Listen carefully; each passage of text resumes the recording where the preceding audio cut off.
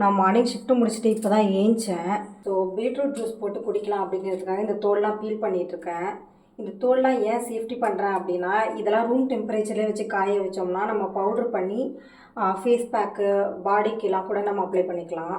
இதில் apple carrot சேர்த்துக்கிட்டிங்க அப்படின்னா இது ஏபிசி ஜூஸு. இதில் மில்க்கு வாட்டர் கூட ஆட் பண்ணிக்கலாம். மில்க் வந்து கொஞ்சம் வெயிட் கெயின் ஆகும் அப்படிங்கிறதுனால நான் வாட்டர் போட்டு தான் குடிக்க போகிறேன். வேணாம், ஆல்ரெடி அதில் கொஞ்சம் ஸ்வீட் இருக்கும், அதுவே போதும்.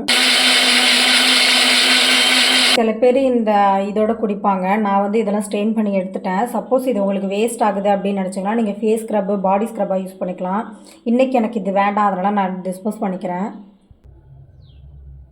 பரதநாட்டிய கிளாஸ் கிளம்பிட்டேன். லாஸ்ட்டாக எப்போ கிளாஸ் போயிருக்கேன்னா, தீபாவளிக்கு முன்னாடி ஊருக்கு போகிறதுக்கு முன்னாடி கிளாஸ் போயிருக்கேன். அதுக்கப்புறம் இப்போ தான் போகிறேன். ஓகே, கிளாஸில் பார்க்கலாம். டாடா.